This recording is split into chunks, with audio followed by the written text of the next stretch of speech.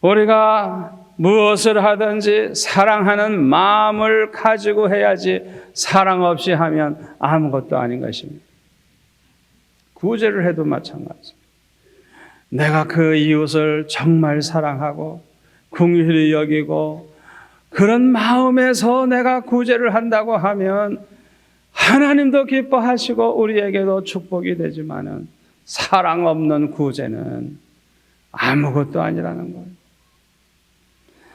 우리가 대접을 할 때도 그렇습니다. 어떤 마음을 가지고 대접하느냐가 참 중요한 거예요. 부모에게 효도를 해도 마찬가지입니다. 내가 부모를 정말 사랑하는 마음 가지고 효도한다고 하면 우리 하나님께 영광이 되고 축복이 되지만 전혀 부모에 대한 사랑이 없이 효도하겠다고 하면 그것은 위선이지 효도가 될 수가 없는 것입니다. 사랑은 참으로 좋은 것입니다. 아름다운 것입니다. 그러므로 사랑이 있는 곳에 행복이 있고 사랑이 있는 곳에 생명이 있고 사랑이 있는 곳에는 희망이 있습니다. 오늘날 이 세상에 왜 이렇게 문제가 많다고 여러분은 생각하죠? 세상에 왜 문제가 많아요? 여러 가지로 여러분은 생각할 수 있겠지만은 한마디로 말하면 사람들의 이 마음속에 사랑이 없으니까, 사랑이 메말르니까 이 세상이 이렇게 골치 아픈 세상 되는 거예요. 사랑이 없는 사람의 마음은요, 자기밖에 몰라요. 자기밖에. 부부지간에도 몰라요. 넌 너고 난 나고. 부자지간에도 이기심에 눈이 어두워지면 돈 몇 푼에 부모를 죽입니다. 돈 몇 푼에 사람을 죽여요. 생각해보면 모든 세상의 악이 어디에서 나오느냐? 이기심. 자기밖에 몰라. 자기 유익을 위해서 자기만 잘 살겠다고. 그러다가 보니까 오만 가지 죄를 다 범하게 되는 거예요. 사랑이라고 하는 것은 주는 것입니다. 사랑은 베푸는 겁니다. 사랑은 희생하는 겁니다. 사랑은 섬기는 겁니다. 사랑은 용서하는 겁니다. 사랑은 용납해 주는 것입니다. 모든 선한 것이 사랑에서 나옵니다. 그러므로 이 세상 사람들이 모두 다 예수 믿고 하나님의 말씀을 실천해서 서로 사랑한다고 하면 이 세상은 낙원이 될 줄로 믿습니다. 우리 예수 믿는 사람들이 이 하나님의 말씀대로 사랑하는 일을 온전히 실천한다고 하면 얼마나 좋겠어요. 아마 복음화가 더 빨리 이루어질 거예요. 우리 예수 믿는 사람들은 하나님의 말씀을 실천에 옮겨야 되는데 그대로 살지 못하는 게 이게 문제예요. 그러나 이것은 내 노력으로 될 수가 없는 줄 압니다. 마음은 원이로되 육신이 약해서 살다가 보면 안 돼요. 그러므로 우리 예수 믿는 사람은 은혜 받아야 됩니다. 은혜 받아야 돼요. 성령의 은혜 받으면 변화가 생기고 능력이 생기고 사랑을 실천할 수 있게 되는 줄 믿습니다. 그런데 우리가 하나님처럼 사랑해야 할 분이 있습니다. 그분이 누구냐 하면 우리의 부모입니다. 오늘 본문에 보니까 자녀들아 너희 부모를 주 안에서 순종하라. 이것이 옳으니라. 내 아버지와 어머니를 공경하라. 이것이 약속 있는 첫 계명이니 이는 내가 잘되고 땅에서 장수하리라. 그랬어요. 1절에 보면 순종하라. 2절에 보면 공경하라 그랬어요. 공경하라.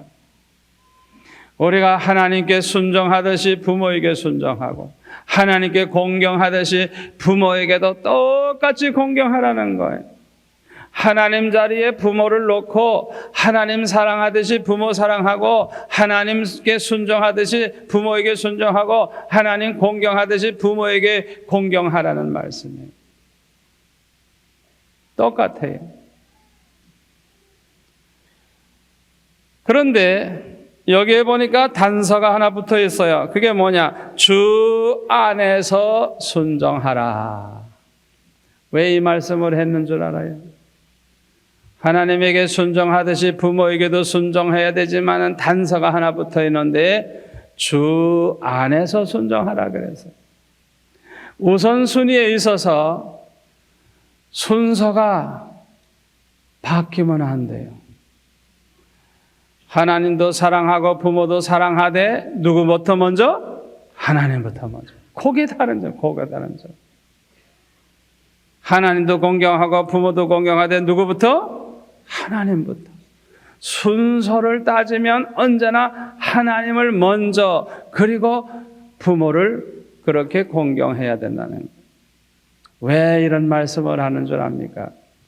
하나님은 완전하신 분이지만은 부모는 인간이기 때문에 완전하지 못해.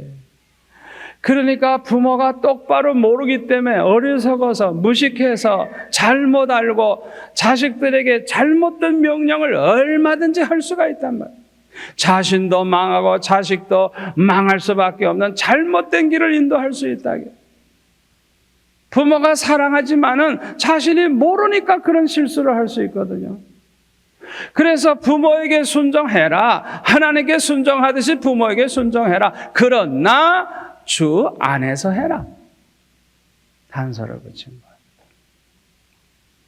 예를 들어서 부모님이 하나님을 모르기 때문에 우상을 만들어 놓고 절해라. 하나님 믿지 말아라. 교회 가지 말아라. 그럴 수도 있어요. 우리가 그런 말씀에도 순종한다. 부모가 하나님을 모르기 때문에 그런 말씀하시는데 그런 부모의 말을 순종한다고 하면 부모에게는 순종이 되지만은 하나님께는 원수가 되고 하나님을 배반하게 돼서 결국에는 다 함께 망하는 것이니 그렇게 순종하면 안 된다는 거예요. 언제나 주 안에서 주님 뜻 안에서 주님 말씀 안에서 순종하라는 거예요. 효도의 본을 보이신 분은 우리 예수님입니다. 예수님은 언제나 하나님 아버지의 뜻에 순종하며 평생 사셨어요. 그럼에도 불구하고 예수님을 낳아주신 부모에게 순종하며 받드시더라. 누가복음 2장 51절에 보면 예수님도 부모님에게 아주 순종을 잘 하신 것을 볼 수가 있어요. 그런데 예수님은 순서가 언제나 잘 맞았어요. 하나님의 뜻을 따라서 순종하면서 부모에게 순종을 한 것입니다. 저와 여러분도 그렇게 순종할 수 있기를 바랍니다. 그런데 특별히 효도는 부모님을 공경하는 것이 효도라는 것을 우리가 기억을 해야 됩니다. 거지를 불쌍히 여기듯이 연로하신 부모님을 불쌍히 여기는 그런 태도는 그건 효도가 아닙니다. 하나님을 공경하듯이 부모를 하나님 자리에 이렇게 올려놓는 마음 가지고 그렇게 공경을 해야지. 부모를 갖다가 함부로 대하고 함부로 말을 하고 그러면 안 되는 것입니다. 부모님이 아무리 무식하고 힘이 없고 보잘것없다고 할지라도 하나님 공경하는 그런 마음으로 공경을 해야지. 사랑을 해도 하나님 사랑하는 마음으로 그렇게 부모를 사랑해야지. 부모에게 함부로 해서는 안 되는 것입니다. 출애굽기 21장 15절에 보면 이런 말씀이 있습니다. 자기 아비나 어미를 치는 자는 반드시 죽일지니라. 그 아비나 어미를 저주하는 자는 반드시 죽일지니라. 레위기 20장 9절에 보니까 무릇 그 아비나 어미를 저주하는 자는 반드시 죽일지니 그가 그 아비나 어미를 저주하였은즉 그 피가 자기에게로 돌아가리라. 신명기 21장 18절 이하에 보면은 사람에게 아주 완악하고 패역한 아들이 하나 있는데 부모의 말을 도무지 순종하지 아니하고 징책해도 듣지를 아니하면 부모가 그를 붙잡아 가지고 성문에 가서 성읍에 있는 장로들에게 이제 이렇게 말을 하라 그랬습니다.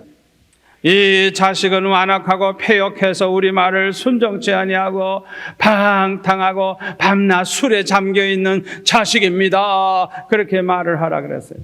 그러면 그 성에 있는 모든 사람들은 돌을 들고 와서 쳐서 죽이라 그랬어요.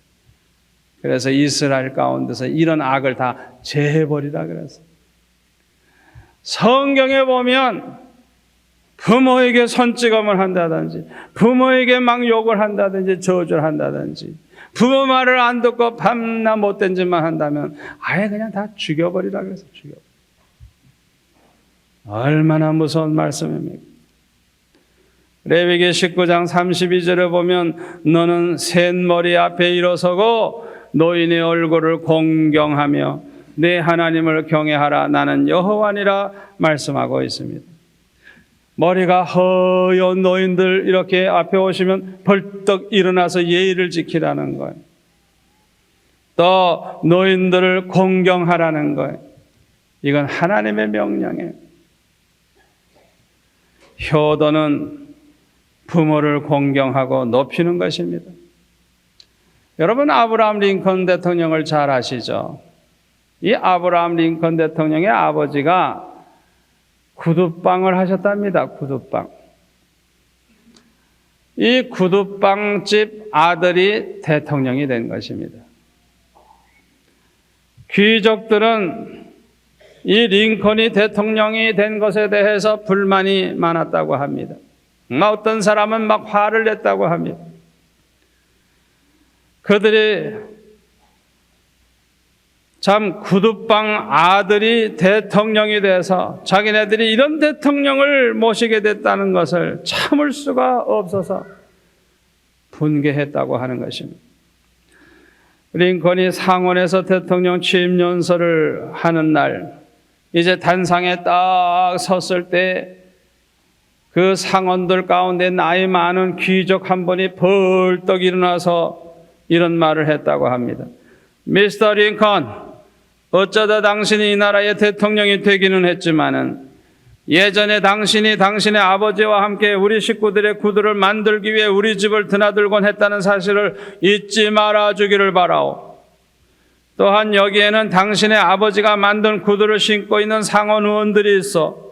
그러니 당신의 출신을 잊지 마시오 하면서 아주 그냥 모욕적인 말을 했다고 하는 것입니다. 여러분 한번 상상해 보세요. 지금 대통령이 지금 연설하려고 딱 나왔는데 그렇게 모욕을 준 거예요. 이때 아브라함 링컨은 이렇게 기억에 남을 만한 대답을 했다고 합니다. 내가 상원에서 첫 연설을 하기 직전에 나에게 아버지를 생각하게 해주셔서 감사합니다. 나의 아버지는 매우 멋진 창조적인 예술가였습니다. 아버지보다 더 아름다운 구두를 만들 줄 아는 사람은 이 세상에 없습니다. 내가 앞으로 어떤 정치를 하던 내 아버지가 위대한 예술가였듯이 그런 위대한 대통령이 되지 못하리라는 것을 나는 잘 압니다.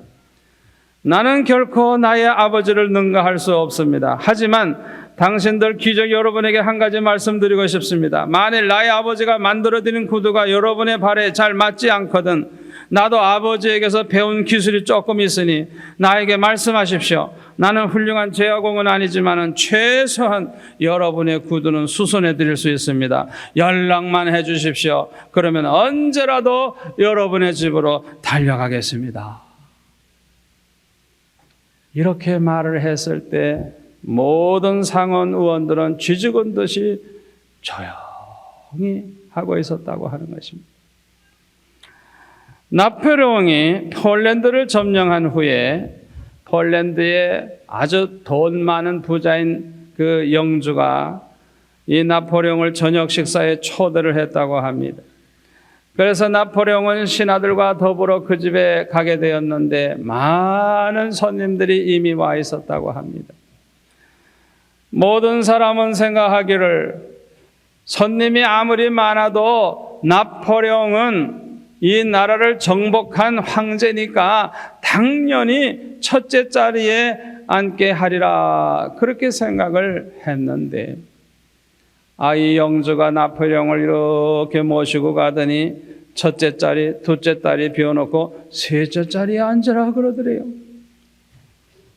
아니 도대체 누가 자기보다 높은 사람이 있다고 그래 두 자리를 남겨놓고 이렇게 셋째 자리에 앉으라고 하는지 너무너무 화가 나서 한마디 하고 싶었지만은 체면상 말을 하지 아니하고 그냥 참고 있었다.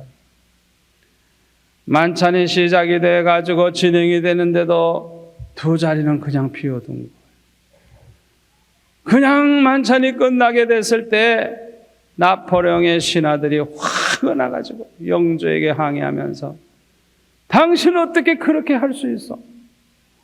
어떻게 이 자리를 비워두고 우리 황제를 갖다가 셋째 자리에 어떻게 앉힐 수가 있어? 하면서 항의를 하니까 이 영주가 이런 대답을 하더랍니다.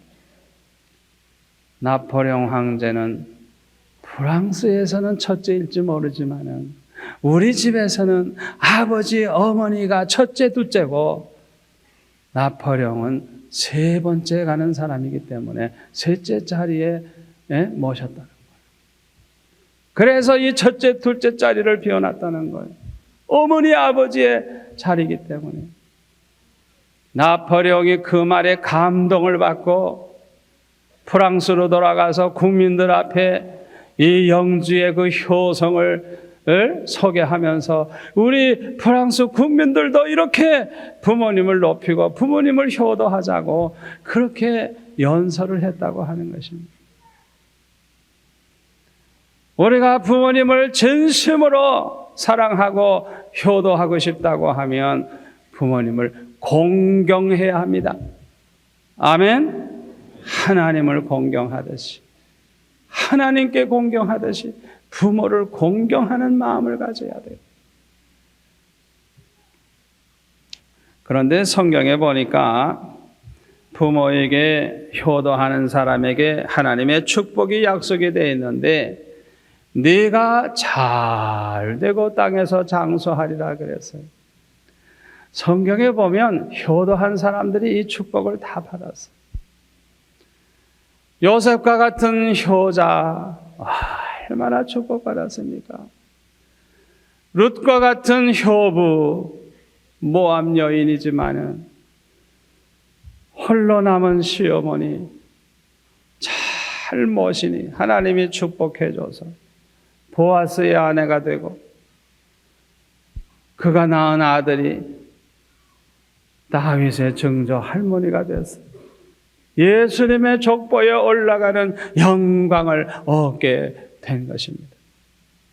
잠언 1장 8절에 보면 내 아들아 내 아비의 훈계를 들으며 내 어머니의 법을 떠나지 말라. 이는 내 머리에 아름다운 관이요 내 목에 금사슬이니라. 그래서 부모님 말씀 순종 잘하고 부모님의 말씀대로 사는 효자는 그 머리에 아름다운 금 면류관을 쓴 것과 같고 목에 금사슬을 걸고 있는 것처럼 그렇게 아주 빛이 나게 된다는 거예요.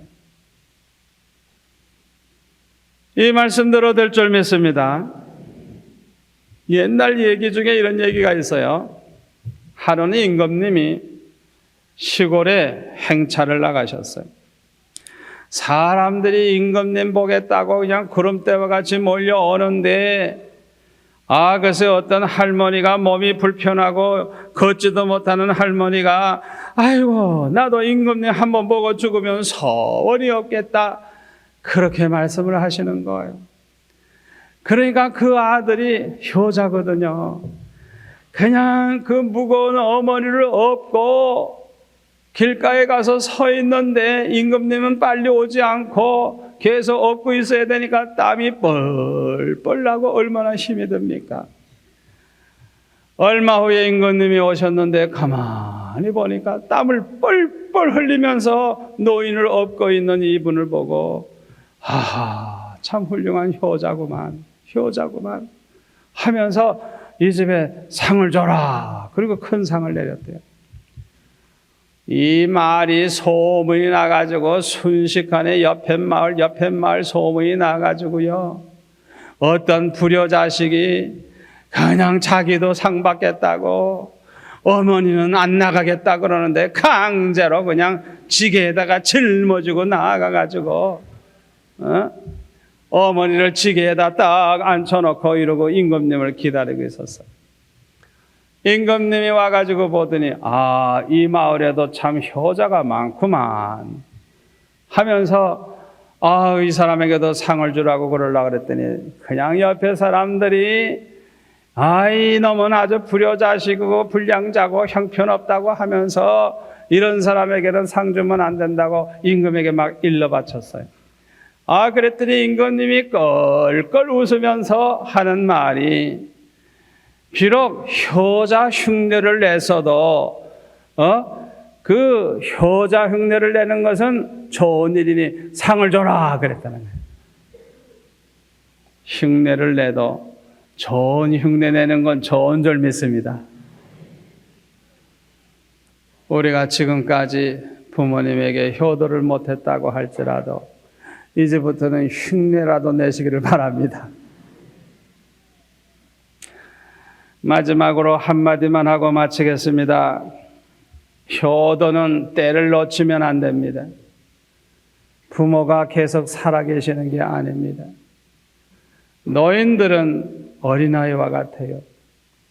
건강해 보여도 언제 가실지 모릅니다.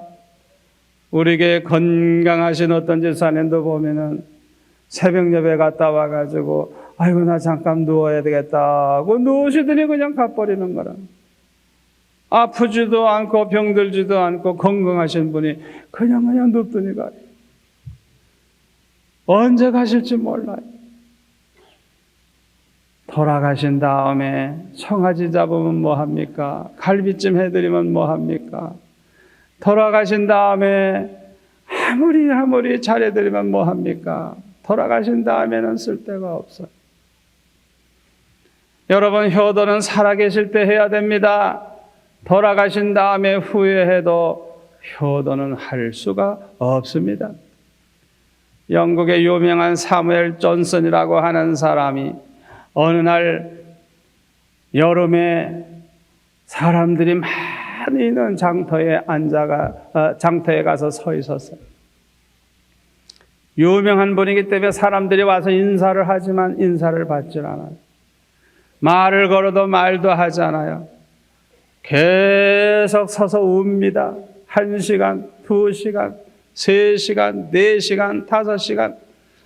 그 사람 많은 장터에 서서 울고 있는 거예요.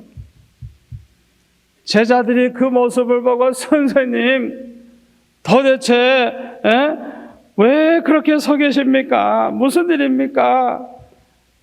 그렇게 물으니까 이 사무엘 존슨이 이런 말을 했다고 합니다. 사실은 50년 전에 우리 아버지가 이 자리에서 헌 책장사, 헌 책방을 여기서 하셨는데 어느 날 몸이 불편하셔서 아들에게 말씀하시기를 얘야 오늘 하루만 내 대신 좀 책방에 나가서 가게를 좀 봐다오.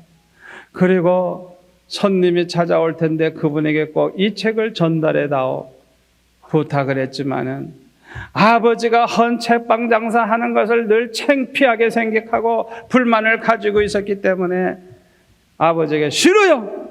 창피해 죽겠는데 나보고 그런 데 나가서 가게를 보라 그러냐고 딱 잡아떼는 바람에 아버지 말씀이 그러면 할 수 없지 말씀하시면서 아버지가 아픈 몸을 끌고 가게에 나갔다가 병이 더 심해져가지고 그냥 돌아가시고 말았다.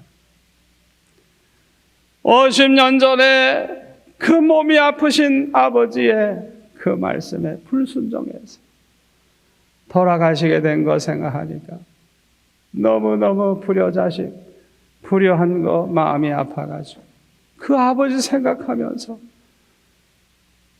그렇게 서서 울었다고 하는 것입니다. 사랑하는 성도 여러분, 효도는 때를 놓치면 안 돼요. 저는 오늘 이 말씀을 준비하면서 저도 부모에게 효도하지 못한 게 너무 많고 부모 마음을 아프게 한 것이 너무 많아서 얼마나 눈물이 나오는지 혼자서 울면서 설교를 준비했어요. 나 같은 죄인이 어떻게 이런 설교를 할 수 있을까? 돌아가신 다음에 후회해도 쓸데가 없어. 사랑하는 성도 여러분, 후회하지 마시고 살아계실 때 잘해드리시기를 바랍니다. 부모님이 우리를 낳아주시고 길러주시느라고 흘리신 땀과 눈물을 모은다고 하면 목욕을 하고도 남을 것입니다. 우리는 부모님의 은혜를 잊지 않아야 되겠습니다. 부모님의 은혜를 보답하는 마음으로 효도해야 할 것입니다. 하나님을 사랑하는 마음으로 부모님 사랑하고, 하나님 공경하는 마음으로 부모님 공경하고, 하나님께 순종하는 마음으로 부모님께 순종하시기를 바랍니다. 부모님 돌아가신 다음에 후회하지 마시고 살아계실 때 효도하시기를 바랍니다. 효도하는 자는 땅에서 잘 되고 장수하리라고 말씀했습니다.